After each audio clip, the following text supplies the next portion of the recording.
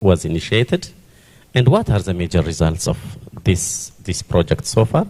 And tell us briefly about DDMAC, and please, conceptualize it with the idea digital authoritarianism. I will give you 5 to 6 minutes. As a moderator, one of my unfortunate duties is to control you, to finish. When you finish 5 minutes, I will show you a sign. Then at 6, you must stop. So the floor is yours, Christine. Thank you so much, Mulatu. Thank you for that very thorough introduction of us all. Everybody, it's a great pleasure being here with you. I was thinking, you may think, when you see us, what do these people have in common? What does this group of researchers actually share? They look very diverse, and we are. And now, after the introduction of Dr. Mulatu, you know that there are lots of strengths and strings bringing us together. I'll develop a little bit more on our project, our joint project.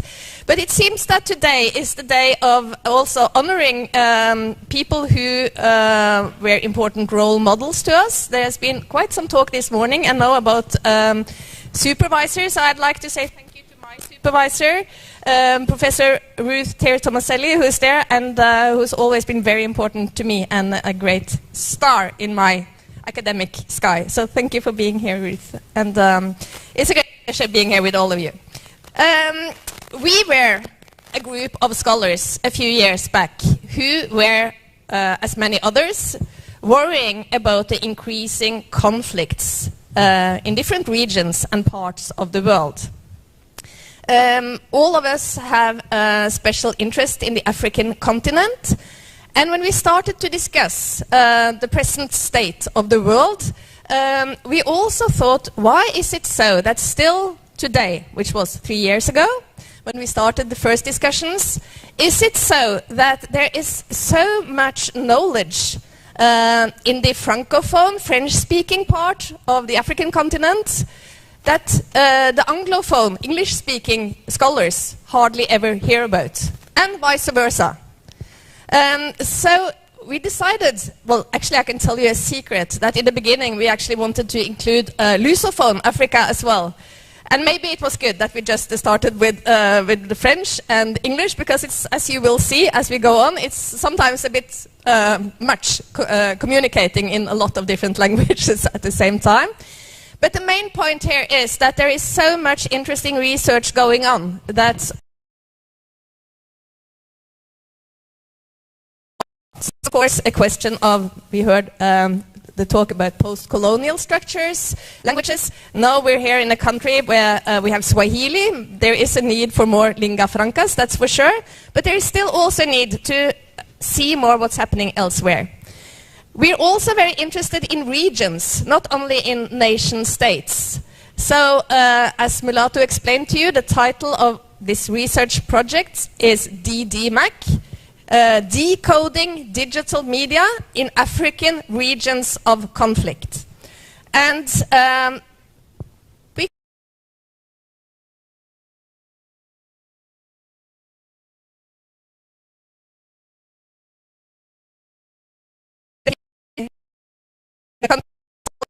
it all turned out, these two countries have been very in conflict, and that is especially what we will talk more about. Digital authoritarianism, that will be explained more in this panel. Another thing that worried us was to see the role, and I think also our key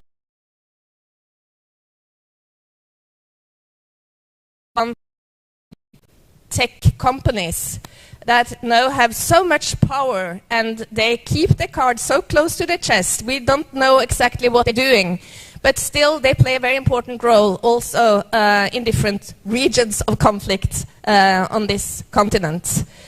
I'm sure you remember the so-called Facebook whistleblower, Frances Haugen, who was a witness for the US Senate some years back. And she said, talking from behind the scenes as a Facebook employee, that she had seen so many clear examples of how Facebook knew that what they were part of publishing online would actually fan the ongoing ethnic conflict in Ethiopia. And as we know, it became a disaster, the Tigray conflict. So authoritarianism is about nation states authoritarianism, but it's also about authoritarianism in terms of ownership, who control our communication flows. So, of course, campaigns spreading hate and disinformation are no new developments, but what is new is the new technology and the ways it spreads. And there are a lot of stories, anecdotes, emphasizing this, but so far, when we set out 2 years ago, very little empirical research had been done looking into the role of social media in ongoing conflicts. And we have now worked with this topic for a couple of years. We have started to publish scientific articles. As you know, these processes are long. But a very good thing of this project, as I see it, is that we decided from the very publish research findings on other platforms than only in scientific journals. I have a big voice, but not that big, I think. We will see some examples of how we also have used small videos and other ways of communication than the traditional scientific journal communication publishing, which is, of course, also very important. I'll say 2 words about the methods we use, because, as you see, this is a very multifaceted project and complex, interesting group of people. We combine media and communication studies, anthropology, computational science, and also the triangulation of a wide range of other methodologies. We focus on ethnographies, which will be explained a little bit later, scraping of large amount of data, which I must also stress becomes more and more difficult to get access to data from the big tech companies. They do not want to share social media data. So it's getting harder and harder, which is also an important point to stress here. We do network analysis, focus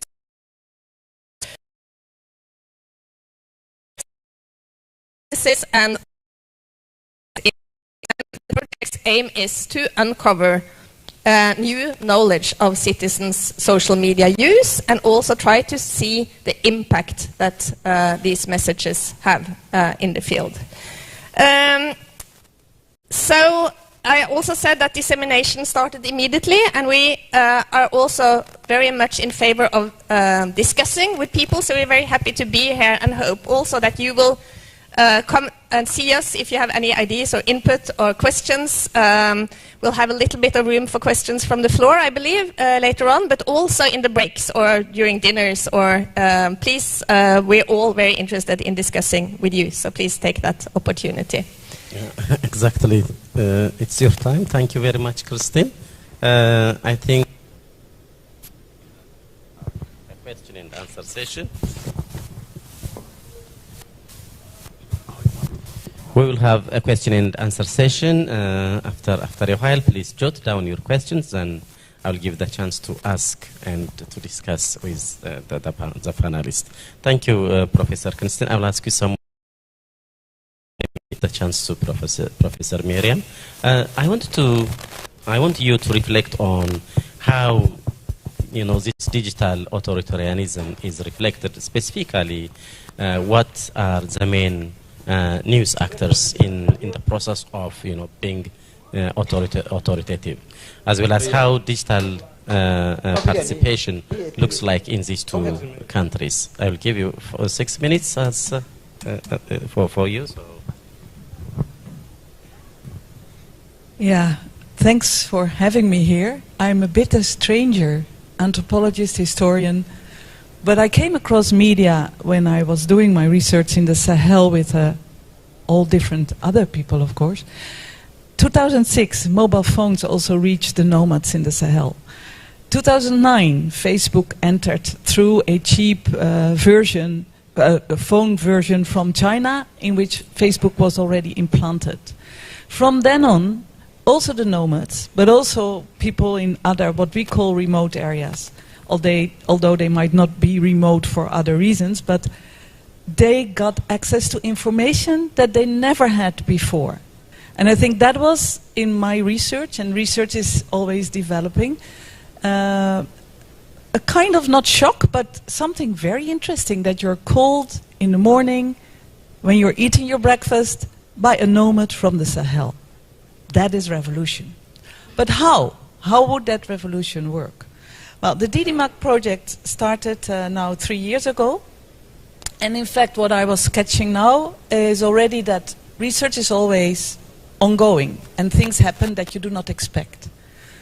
Mali was already in a war. But then it was not authoritarian in that sense, authoritarian regimes. We were talking about the digital authoritarian, but you also have a development in governance that goes to authoritarian regimes, who then use the digital. And that is what we have seen happening in Mali from 2022 to now, military regimes who try to control the Russian groups who come in, who also try to control.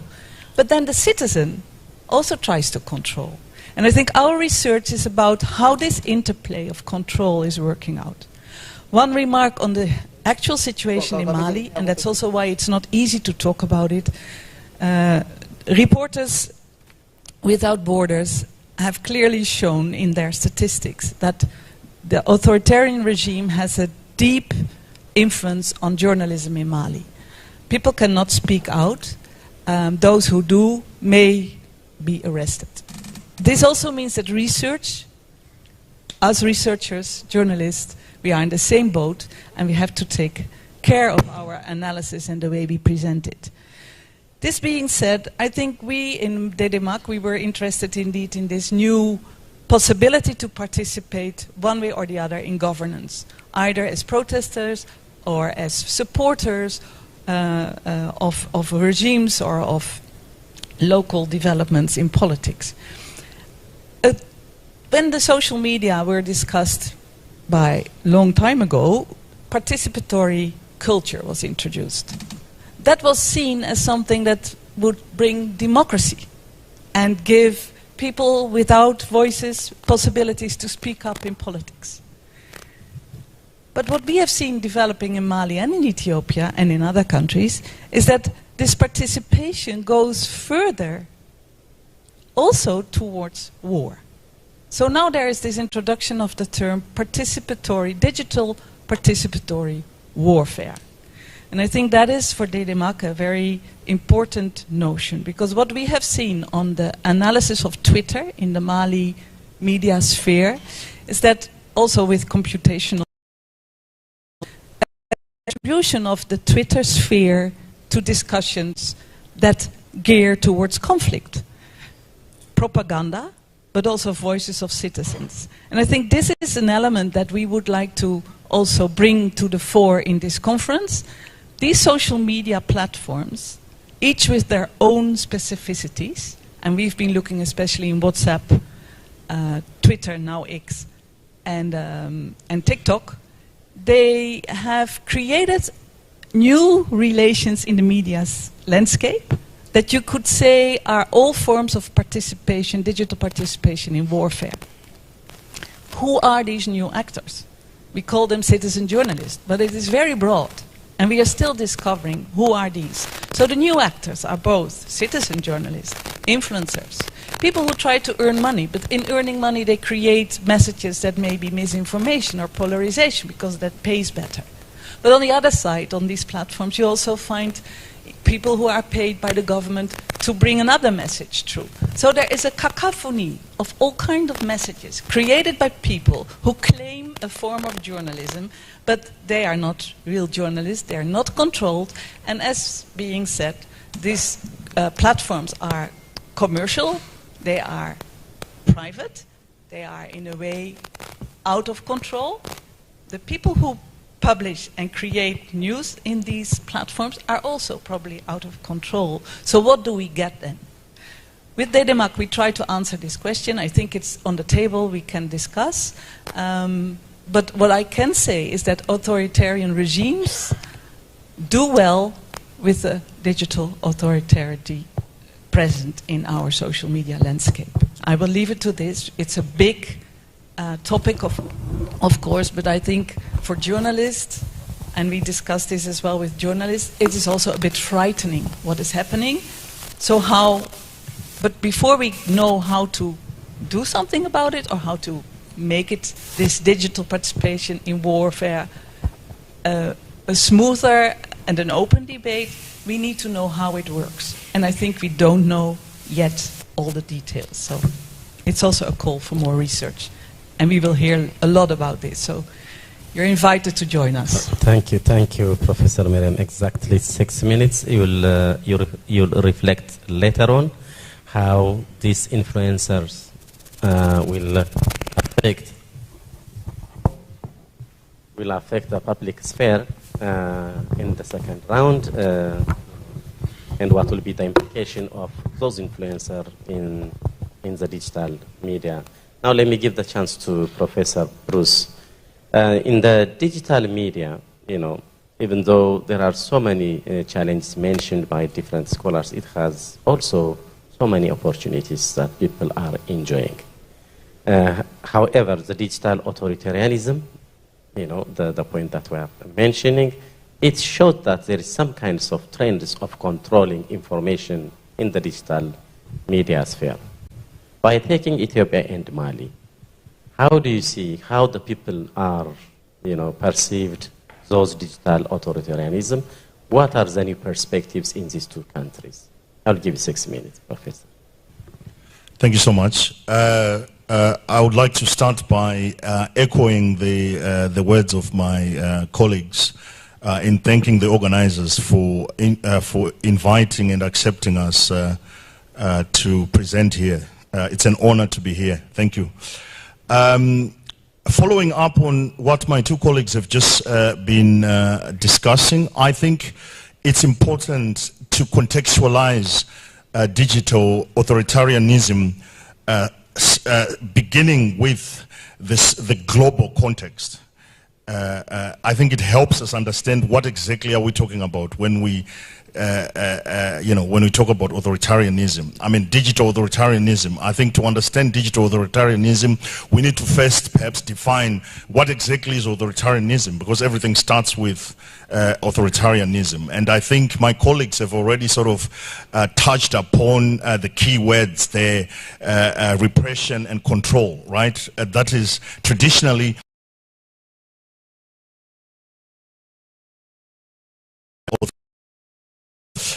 Owen Jones, can we go to the slides here? We're just going through the slides. Yes. Digital authoritarianism has been discussed by Owen Jones in his book in 2022 as the weaponization of digital technology to strengthen authoritarian power. Now, what we actually see perhaps is, it's important, as I was saying, we need to start by contextualizing the global perspective on this staggering statistics. To begin with, Nick Cheeseman and his colleagues at the University of Birmingham, they have done research in 2023 in which they have claimed that if the expansion of global authoritarianism continues at the current pace, then we are actually going to only have 5% of the world having being democratic countries. So if you look at that, that's kind of scary. Stefan Lindberg in Sweden has also done research which actually shows that 72% of the world's population, that's something like 5.7 billion people, they live under authoritarian control. So I think what's important here is for us to actually realize it's now cool to be authoritarian, right? I think when I was a kid, when I was growing up, people would be saying, oh, authoritarianism was seen to be a very negative thing. But now it seems to be the order of the day. And a lot of young people, we were just discussing this, we were on the bus with some colleagues. A lot of young people, I think it was with you and I can't remember who else. A lot of young people are interested in opportunities. They are interested in opportunities that social media bring. They are not interested in discussing complex issues such as digital authoritarianism because it's too difficult. What they see is opportunities that social media comes with. Speaking about challenges and or limitations and problems that come along with social media, it's not something that they see as a major issue. And I think what we also see already from our research, if I come back to our research, is that I can recall an example of an influencer who said in our interviews in Ethiopia they would rather get money to spread disinformation knowingly because they do not have any other source of income. So this is seen to, that justifies actually spreading disinformation is justified by the fact that there is an opportunity to be able to feed themselves and their families. So obviously this means that you do not really think about being critical or maybe looking at other alternative ways of getting income. And we see in our results that particularly in the context of Ethiopia that you have asked Mulatu, othering, like when we see people or the other, right? When we entered Ethiopia, we thought we knew what disinformation was, right? But what we actually realized is people have different ideas of what disinformation actually, of what it entails. For instance, there's a focus on the person behind the message, right? So from an ethnicity perspective, if somebody is standing in front of you and it happens to be someone from a different ethnicity, then immediately it's easier to remark or to say that whatever they are saying is disinformation, which actually shows us that digital authoritarianism creates a lot of confusion there online, because of course people have different narratives and ideas of on what actually what constitutes disinformation. And from a theoretical perspective, and I think we haven't really had a chance to... Professor Bruce, before you going to the theoretical perspective, can you say just one word in the case of Mali? You have mentioned, you know, good points about Ethiopia.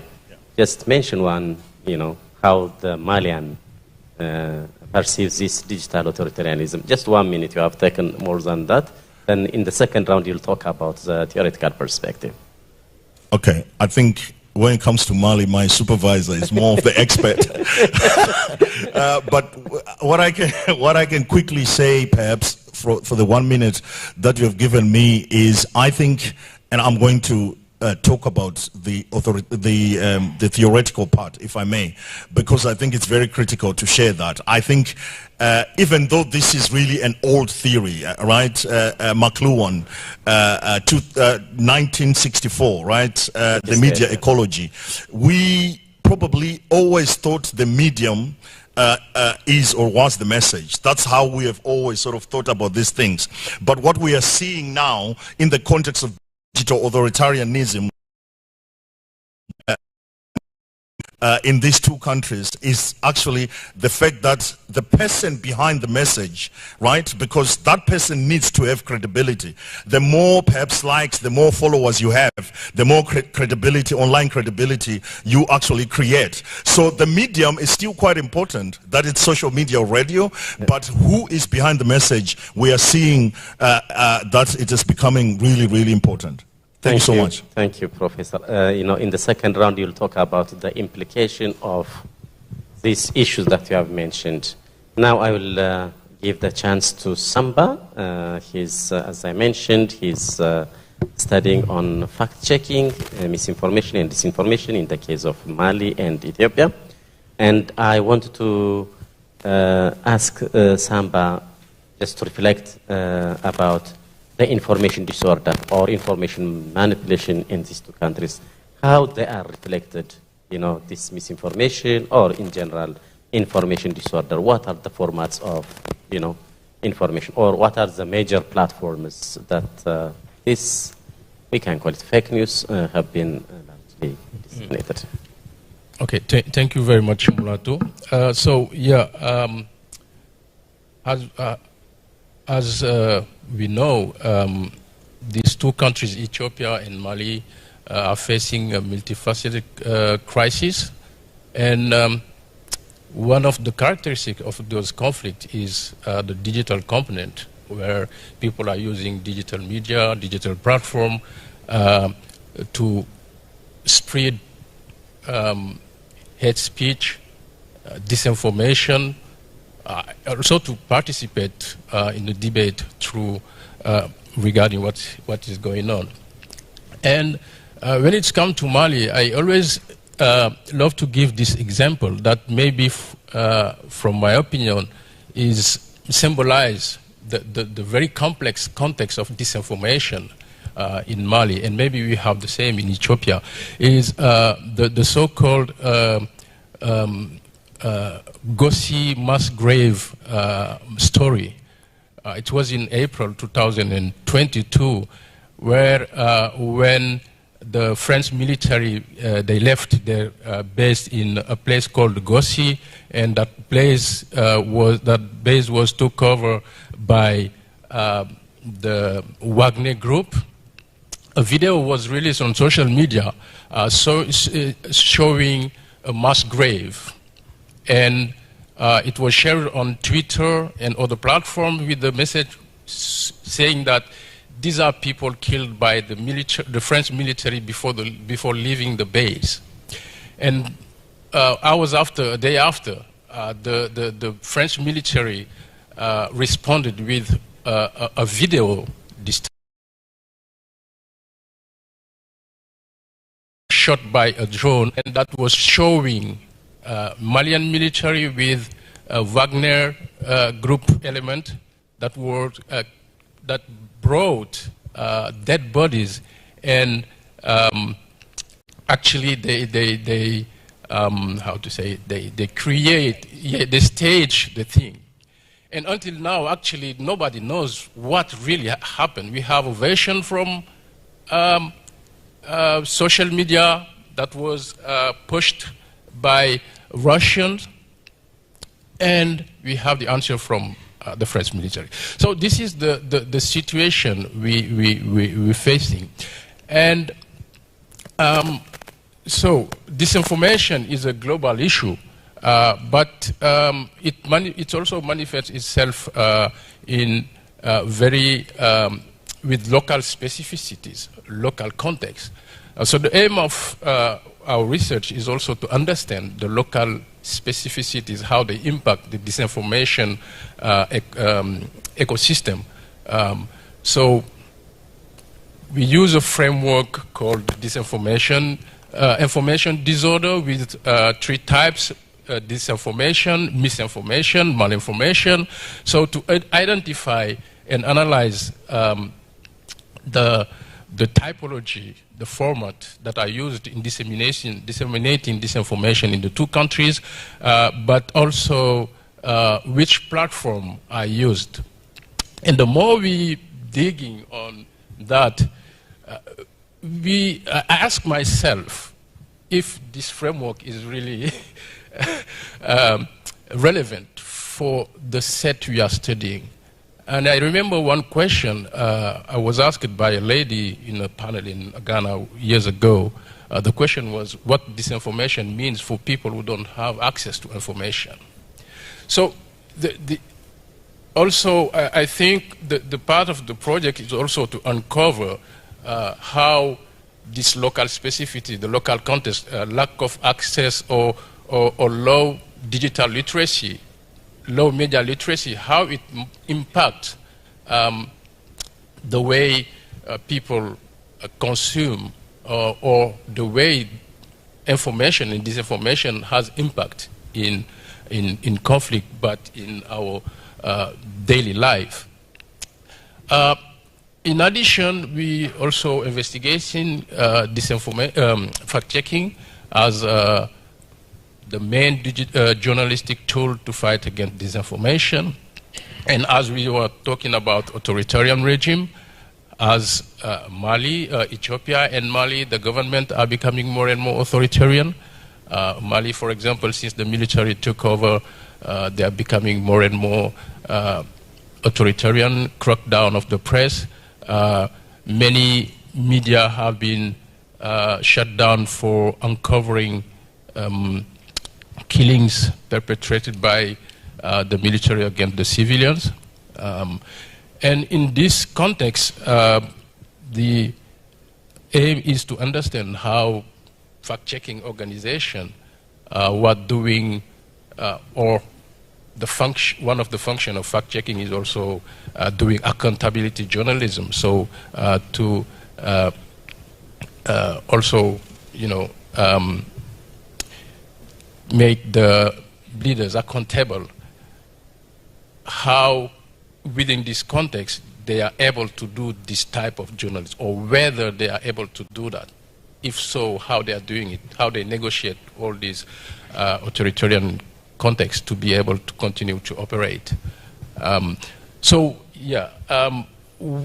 of the main findings that you have regarding fact-checking is that more and more these organizations are now self-censoring because they are avoiding the function of accountability journalism and focusing more on the debunking work, so focusing on viral content of social media, becoming sort of moderators of viral false content circulating on social media as a strategy. I wish if I give you more time, but I'll come in the second round.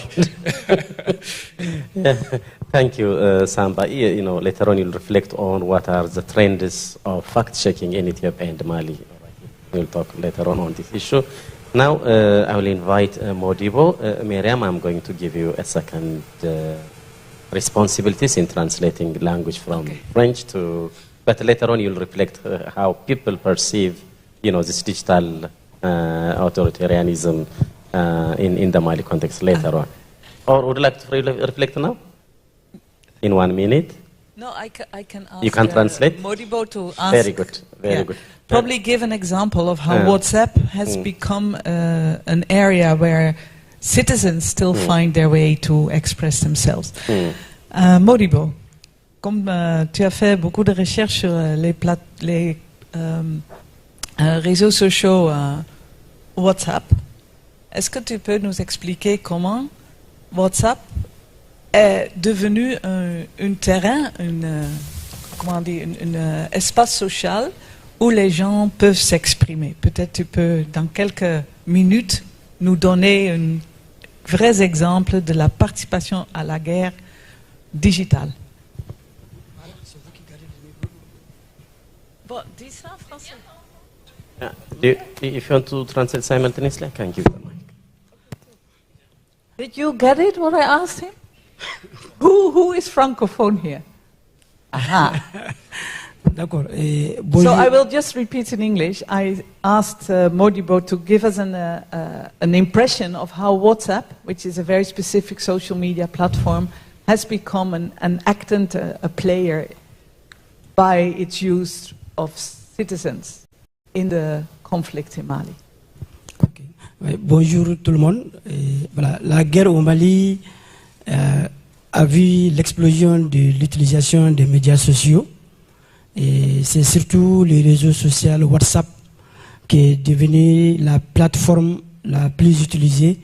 Et en ce sens que nous sommes dans un pays où le taux d'alphabétisme est peu élevé, donc l'analphabétisme est très important. Donc les élites et les gens formés à l'école française qui informaient ont perdu le monopole de l'information, y compris les journalistes, à travers les réseaux sociaux WhatsApp. So he explains that in the social media landscape of Mali, WhatsApp has become very important to be used by people who are also less literate. And he says that it shows, the use of WhatsApp shows how elites who've been in schools, including journalists, in fact have lost control of information. And WhatsApp is an example of that. Donc, comme les réseaux est utilisé partout au Mali, parce qu'il y a la connexion, donc chacun est devenu informateur. Et les réseaux, ces informateurs sur WhatsApp se sont imposés, et la presse écrite, la presse en ligne, la télévision, chacun se sert des informations de WhatsApp pour donner l'information. Donc c'est vraiment devenu... Oh yes, sorry. It has become a central platform for also the spread of information into other media. Because in WhatsApp the real discussions take place and everybody participates. So today also the newspapers, the written newspapers, but also radio and television, they use what they find in WhatsApp to spread in their, what we call older media. Voilà, donc, maybe I forgot something important is that those who spread information in WhatsApp are not the normal controllers of information. So it is a really new source of information. People who are locally based can send into their WhatsApp groups what they see on the ground. So that is, I think, a very important element that you mentioned. Maintenant, avec les conflits intercommunautaires et opposant les communautés Peul, Dogon, Peul et Bambara, les plateformes communautaires ont vu le jour et ont été utilisées pour mobiliser les hommes dans les combats, pour mobiliser les fonds, pour dénigrer aussi les adversaires. So WhatsApp has seen a development which is quite remarkable in the conflict. That is that WhatsApp unites people from one community that often is ethnically defined. In Mali, this is the Fulani who are nomads, and then against the other groups like the Bambara of the Dogon, who all take different positions in the conflict. They have their own WhatsApp groups, and in these WhatsApp groups, ethnicity is really confirmed as an element in this war. De nos jours, avec le pouvoir militaire, on essaie d'empêcher aux gens de parler. Il y a la loi sur la cybercriminalité. L'État essaie de faire sa propagande et voudrait empêcher les réseaux sociaux de parler. Mais malheureusement, WhatsApp est encore là. Et toutes les images et des actions commises, des atrocités commises par l'État, par le groupe Wagner, se retrouvent sur les réseaux sociaux WhatsApp parce que les gens sont sur le terrain. So the military government in Mali has really tried to control social media through laws, cybercriminality, etc. But they have not, they could not stop what is happening on WhatsApp because it's outside of their orbit for now. So in WhatsApp, it's the story of people who are on the ground, who live the conflict, and they tell the story about what is really happening as they see it. I think that is an important notion. Donc au Mali, WhatsApp, c'est la voix des sans-voix. So WhatsApp is for those who have no voice. And they are really using it almost to mobilize a counter discourse in Mali.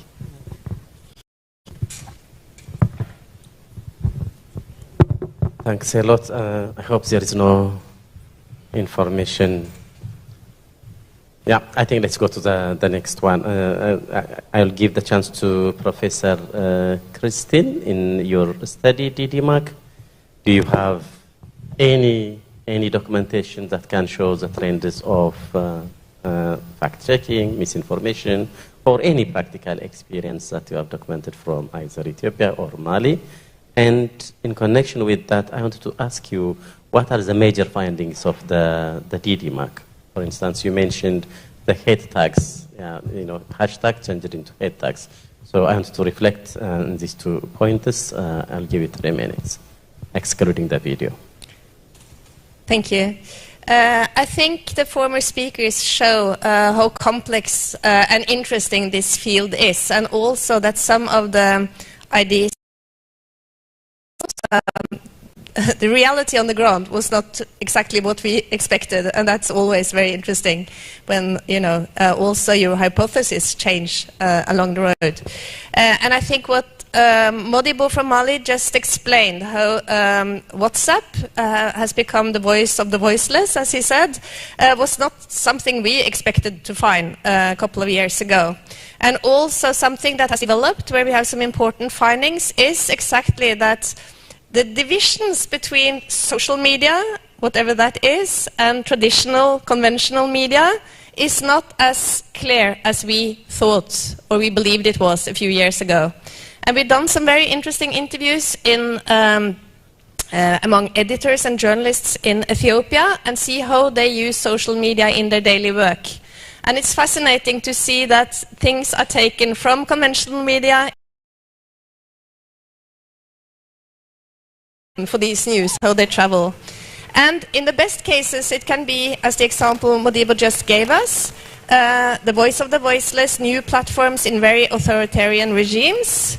But of course, as also was mentioned, these users, these voices, are not professional journalists. So here we come back to the questions of community journalism, citizen journalism, who is a journalist, and also what kind of standards can we expect. And their fact-checking, of course, is very important, but also how to protect your sources, these issues that we train our students in journalism schools. We cannot expect people to have them when they start being community journalists, for instance, on WhatsApp. And where you have real radio channels now on WhatsApp, it's fascinating to follow. I think the counter discourse is, of course, very interesting here, but also the knowledge, and we see clear examples of that. I think you can see, or maybe it has stopped, but there is one image here, you may have seen it, illustrating... Around 5 or 4 years. We'll wait a little bit with the video. I just was looking for the image there. But there was one image here earlier where you saw one of our colleagues, Daniel, who's not here, who is a computational scientist, in front of what seems like an explosion on a map behind him. I don't know if you saw it. But this is a visualization of how Twitter messages travel. And it's fascinating to see how one message can travel in the virtual space. And with the help of computational scientists, we've been able to make some of these maps, how hate messages travel. And we know from other research that hate, disinformation, travel among 8 times quicker than the truth. Our fact-checker specialist can, he's nodding, so I'm right. There has been quite a lot of research into this. And of course, then what happens when these new platforms come into the play? And we see that's also part of, when you ask for our findings, we try to develop some new theoretical terms. And one of them is the hate tag, where we look into how hashtags are combined with hate. And which could be words, which could be names, but used in a way to promote division and hate, disinformation often, not necessarily, but to focus on really hateful messages, how they spread. And here we're into a really new and interesting field. We know from long time ago, from neighboring country Rwanda is very often used as example, Radio Mille Collines in 1994, how hate was spread through radio messages. We see similar things now in the conflict, both in Mali and Ethiopia, but that the spread is so much quicker. We talk about digital wildfires, where some messages just spread so quickly. And what does this imply when we go back to what Miriam and Modibo explained from the situation in Mali, with a very high level of illiteracy and digital illiteracy, what is actually happening in this field? I think that is where our main contribution is. Do you have videos or something to show? Yes, we have. I think we need a video now. It's been a lot of talk, and we're very proud of our videos that were made in Ethiopia a couple of years ago, and I think it's also an example of how dissemination may happen through different channels. So please, let's watch a video. Around 5 or 4 years ago, there was this conflict. Hotels were closed, shops were closed, but my dad had the best hotel in the town. So those federal police came to his hotel and you have to serve us and you have to give us service. In that situation, even if he refused to, he didn't have a choice, so he started feeding them. One activist who lived abroad, he said, this man, he's supporting the government forces and they are attacking our people. He posted his picture on Facebook. Around 600 people were chanting like, kill him, and he just... Yeah, that's how I understood like a disinformation and a hate speech and an online content really affects someone's life on the ground.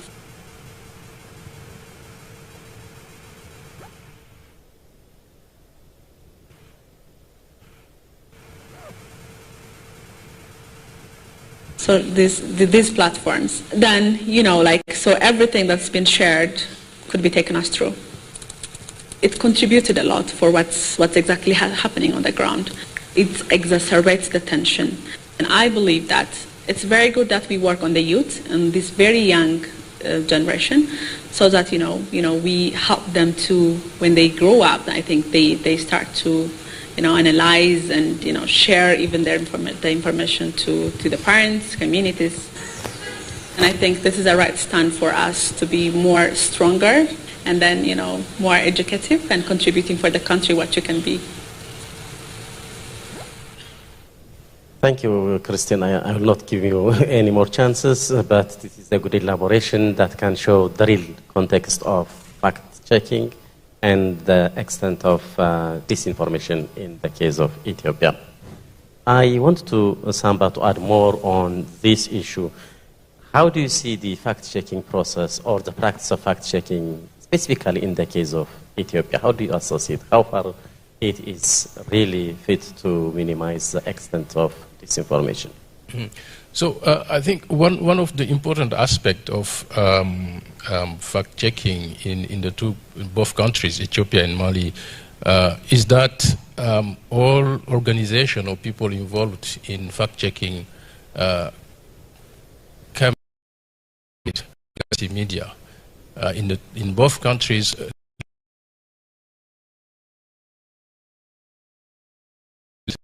and I think somehow it hampers a little bit the fight against disinformation from journalistic perspective, because for instance in Mali, main fact-checking organizations are initiated by association of bloggers, whether they are freelance journalists or other people doing blogging.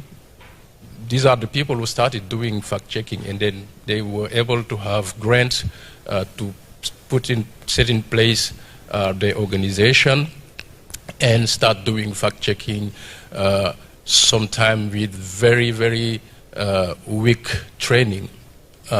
So it is in this way that they created a sort of fact-checking ecosystem, and we have almost the same trend in Ethiopia, where even though there are journalists, also journalists or citizen journalists, or even students that are involved in fact-checking, but they are doing it outside mainstream media. The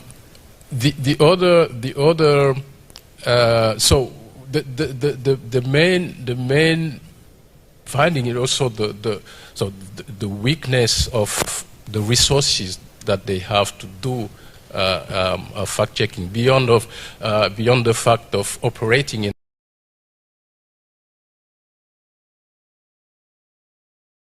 how they negotiate space to be able to do this work. And the other relevant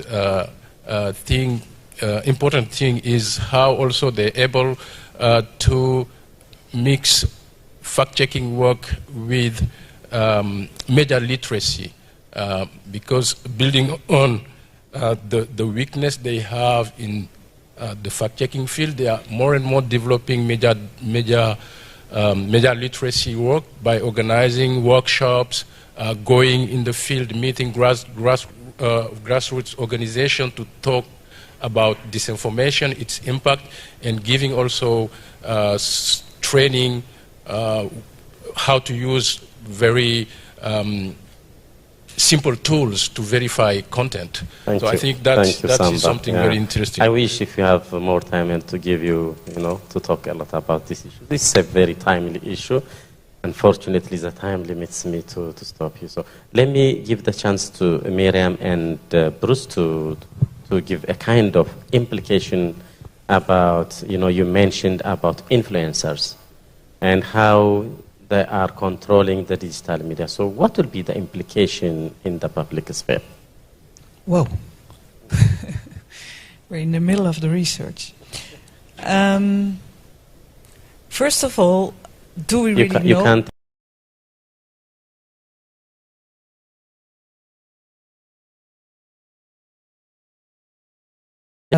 Christine, new concepts that we try to introduce, and one researchers came up. So understand these influencers, let's call them influencers, citizen journalists, radio makers.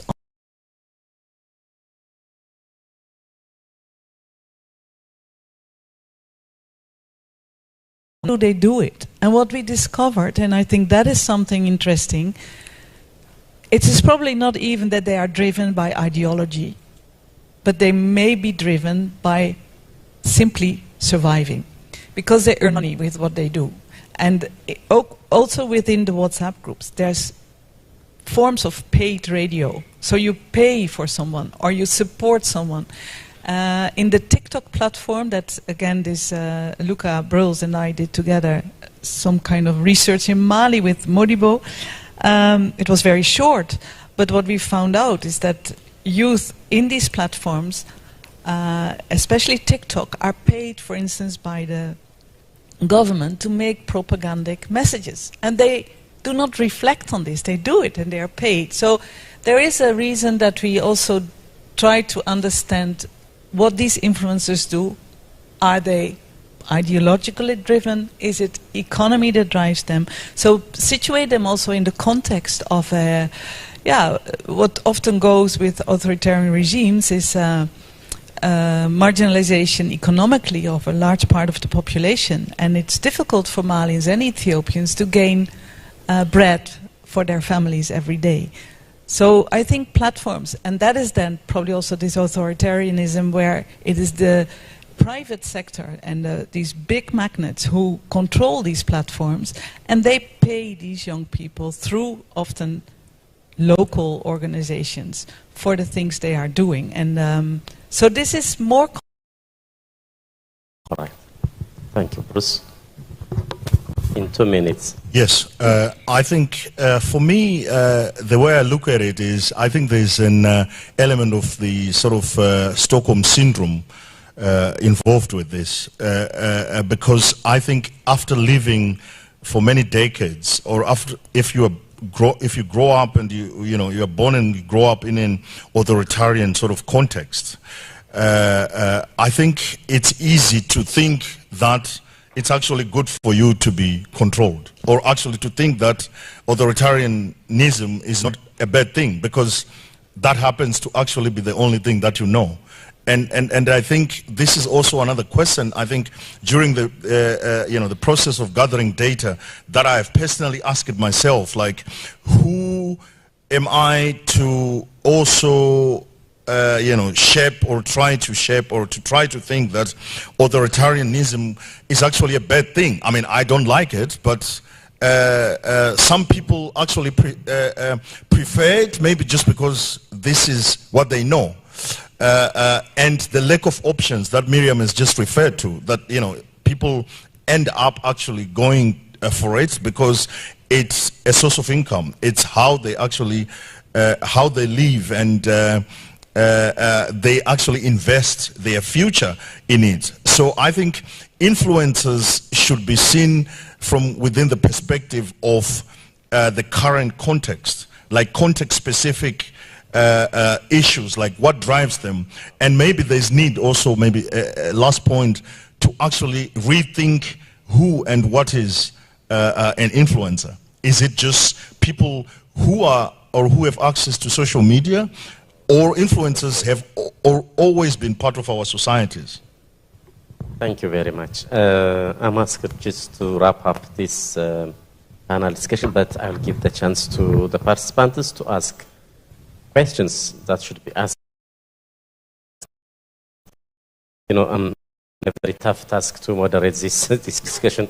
They have a lot of things to say, but time is an interest. So I'll give the chance to the participants. When you ask questions, try to make it very short and precise, and you can mention your name as well as you can let us know whom you are going to ask. Let me give the chance. 1, 2, and 3. Proceed and try to be precise.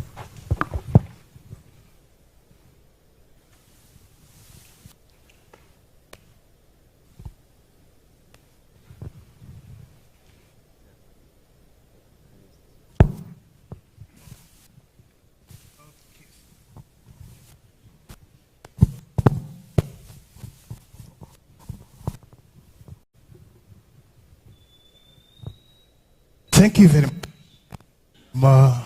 Reverend Jean-Pierre Wimana from University of Rwanda. About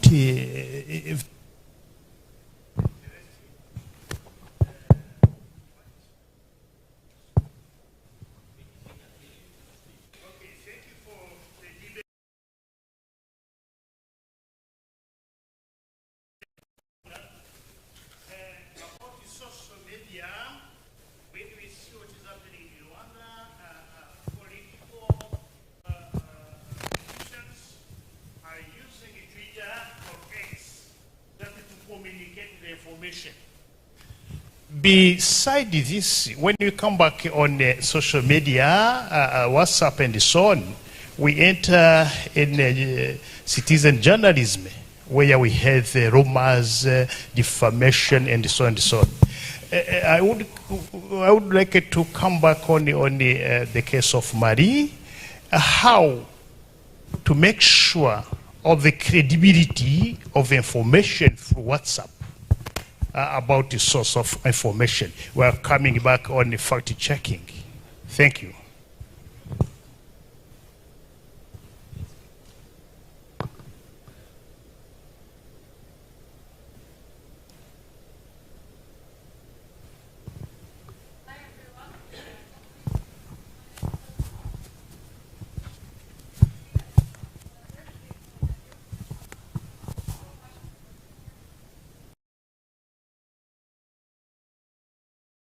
Interesting topic.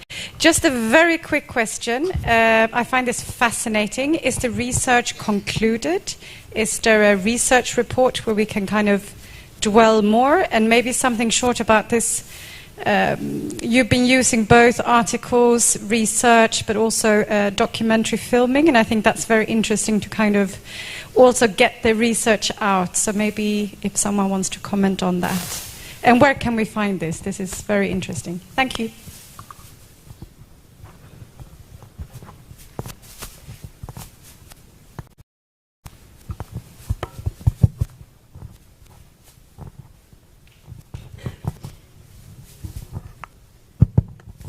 My name is Abdissa from Addis Ababa University. Thank you guys for this very interesting research project. I'll be commenting on the notion of authoritarianism that you guys raised. I'm not sure we are on the same page when we're dealing with the idea of authoritarianism. Normally, I understand authoritarianism in a political context. But as Professor Christine just said, you said that these big media companies such as Google and Facebook and all these, you tend to connect them with authoritarianism as well. I think what Facebook and the other big technologies basically doing is maximizing of the bottom line. Now that's profit. They are not a political issue. I don't think that they are into the political project. This technology into global capitalist power structure. The primary objective for them is basically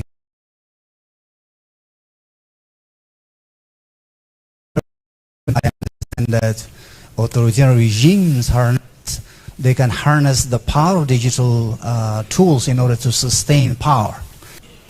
We can give a lot of examples around the world where, in fact, a lot of sophistication in terms of harnessing the power of digital media is not even in a democratic society. It's basically in non-democratic societies. In that sense, I agree with your assessment of authoritarianism. With reference to the technology and ordinary citizens' participation, the uncritical progression of technology for many of us is, well, technology has given a chance for ordinary citizens to participate, which is true. For a long period of time, the mainstream media was basically elite-based.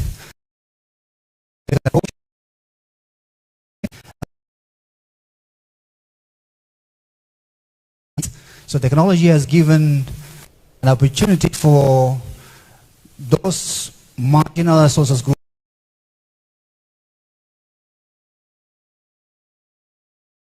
going to be very difficult to equate participation with democracy. Democracy, for participation is important for democracy. It is a necessary condition, but it's not a sufficient condition for democracy. I think what we need to look at is what kind of participation is it? Because democracy presupposes certain preconditions. Say, for example, a middle class, a literate society, people that knows rights and responsibilities, etc., etc.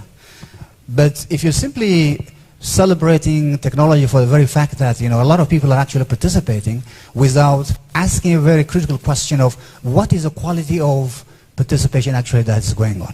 Is it fueling, conflict? Is it fueling X and Y, Z? Or is it something that basically moves people to democratic engagement? I think we need to move into a deliberative, engagement. If our participation is not deliberative, it becomes very difficult actually to entrench democracy, and therefore I think we need to asking question of the quality of participation. Thank you. Thank you, Abdissa. I think two questions.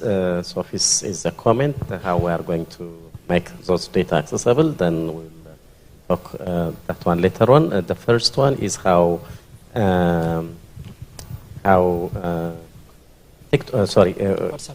WhatsApp is credible enough. Then Miriam and Modibo will answer. Then Abdissa's questions will be reflected by Bruce, Miriam, and Christine, and it will be almost a final recap. Let me give the chance to Modibo and Miriam. Okay. On the first question. Three? First, the first question, yeah. Then why not take the floor? Okay, just start just from the WhatsApp, then you can yeah, I would like to start with this participation, because probably you misunderstood.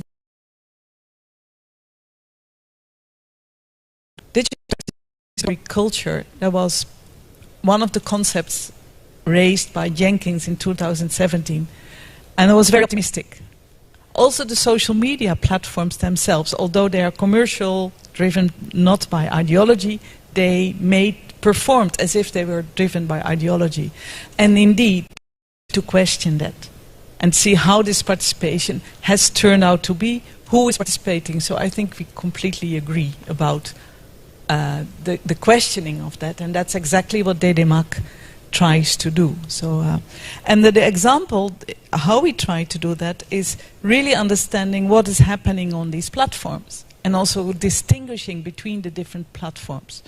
So for you, we don't have conclusions yet, but we are working on it. So have patience a bit. I will ask Modibo to reply to that specific question on how is WhatsApp information controlled, in fact. What is the credibility of this information and how do people see that? So Modibo, peut-être tu as compris donc la crédibilité de l'information sur WhatsApp et comment les gens contrôlent, comment les gens voient ça. Voilà, et au Mali, comme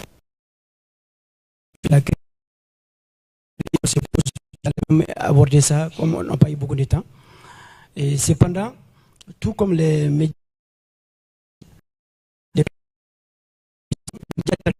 il y a aussi des plateformes qui sont très crédibles, c'est-à-dire leur numéro est connu, et chaque fois qu'il y a un événement dans un village ou à un endroit quelconque, les gens envoient l'information, d'abord pendant que l'événement s'est fait, et ensuite ils envoient les images. Et par la suite, on voit l'État aussi faire un communiqué officiel, souvent en contredisant ou souvent en confirmant. Donc cela montre que l'information, elle est là, elle était vraie. Et donc il y a des plateformes qui sont vraiment crédibles, il y a des pages.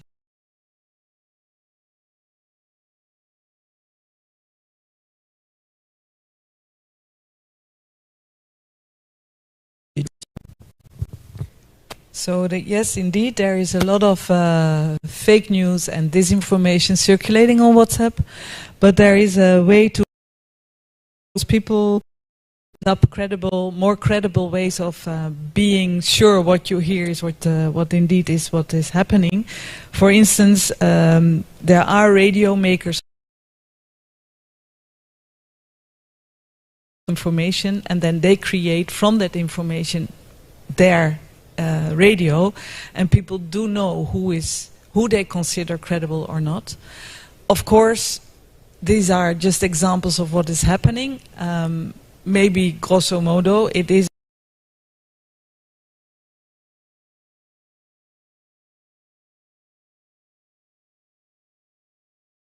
the last questions about the digital participation. Professor Bruce, can you say something? Then finally.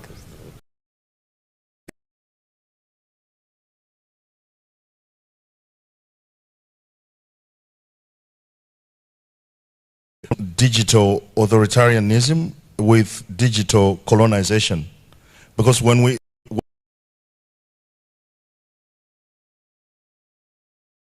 making profit out of people's data, at least from a global south sort of point of view, that's digital colonization, right? Which is not something I think that we have really dealt with so far. So, and maybe that's not what you were saying, but I don't think we see, you know, the use of, or, you know, the permeation of information online as digital authoritarianism, particularly if looked at from the perspective of Facebook or other social media.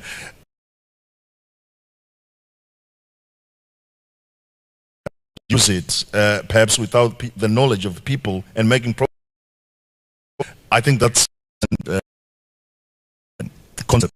Sophie, you may want to know we have 3 papers that are under review, so open, and we have a website, and yeah, and we're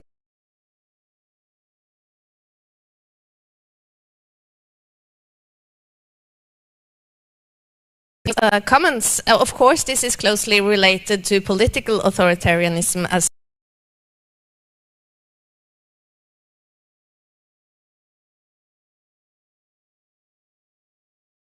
freedom of expression.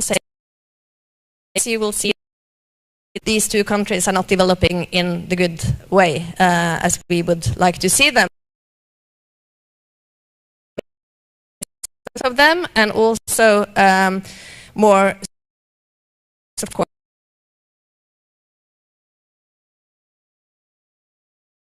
on top of that, and it's especially when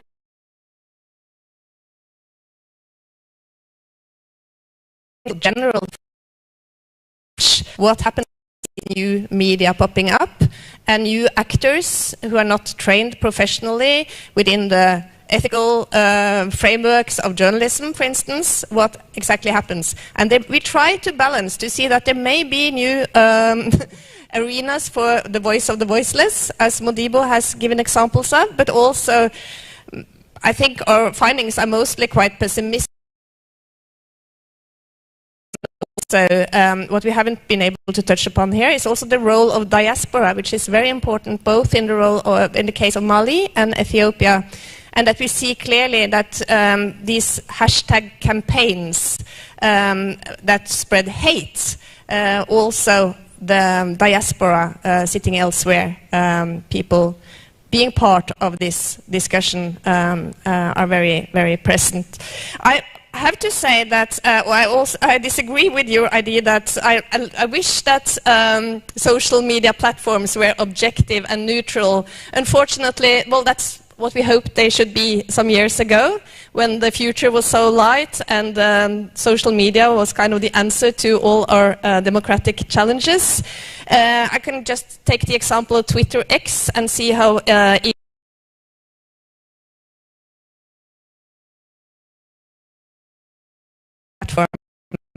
as we were hoping, these social media platforms. But that's also what makes them so interesting to look into, that they are a mixture of many things.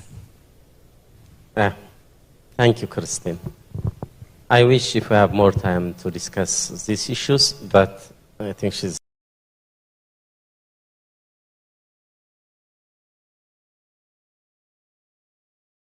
Professor Bruce, Modibo, Professor Miriam, Samba, and Professor Christine. Please, would you?